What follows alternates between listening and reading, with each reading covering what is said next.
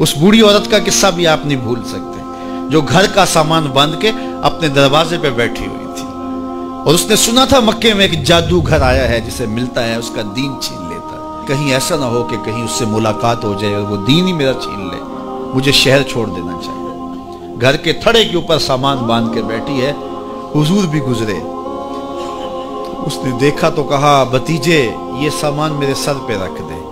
حضور نے سامان اٹھایا، دیکھا تو بوجھل تھا، وزنی تھا، اور بڑھیا کو دیکھا تو کمزور تھی، تو کہا کہ بڑھیا اگر چاہو تو جہاں چاہتی ہو میں خود نہ چھوڑا۔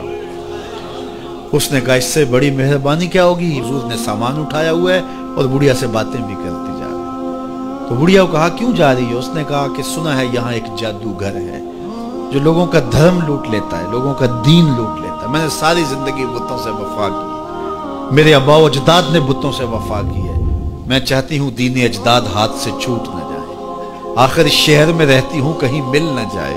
خیر حضور نے کچھ نہیں کہا، اس کا سامان نہیں پھینک دیا کہ ٹھیک ہے تم پھر جاؤ، سامان اس کا اٹھایا اور جہاں تک اس نے جانا تھا سامان پہنچایا، سامان سپرد کر کے واپس پلٹنے لگے تو اس نے کہا بچے اپنا نام تو بتا دے، لوگ کہیں گے کہ مکہ چھوڑ آئی ہو تو بتاؤں گی ایک جادوگر کے دکھ سے چھوڑ آئی ہو، تو وہ کتنا برا بھلا کہیں گے شہر مکہ کو کہ جس مکہ سے لوگ نقل مکانی کرنے پہ مجبور ہو گئے، تو میں انہیں یہ بھی بتاؤں گی کہ جس مکے میں جادوگر رہتا ہے اتنا اچھا نوجوان بھی رہتا ہے، تو تیرا نام لیا کروں گی، تیرے قصیدے پڑھا کروں گے۔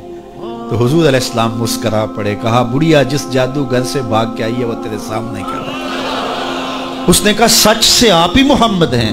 حضور نے فرمایا نام میرا یہی ہے۔ تو اس نے کہا پھر آپ کا جادو میرے پہ چل گیا ہے۔ اللہ اکبر، تیری تک کے ادامہ میں مرید ہو گئے، لوگوں کی خدمت کریں، بوڑھوں کے کام آئیں، دکھیوں کے کام آئیں، مصیبت زدہ کے کام آئیں۔ حضور یتیم ہو کے یتیم پرور تھے، لاچاروں کی مدد کرتے، لوگوں کے گھروں میں پانی بھر کے دے دیتے، اور دکھیوں کے کام آ جاتے اور مصیبت زدوں کے کام آ جاتے۔ تو حضور سے پیار کرنے والوں، امت میں آپس میں حسد نہ پھیلاؤ، بغض نہ کرو، نفرتوں کے پہاڑ کھڑے نہ کرو، ایک دوسرے سے پیار کرو، جڑو، امت وحدہ بنے، اور اپنے ماحول کو، اپنی معاشرت کو ایک خوبصورت معاشرت کا رنگ دو، اور اپنی زندگی کو حضور کے نام کر دو۔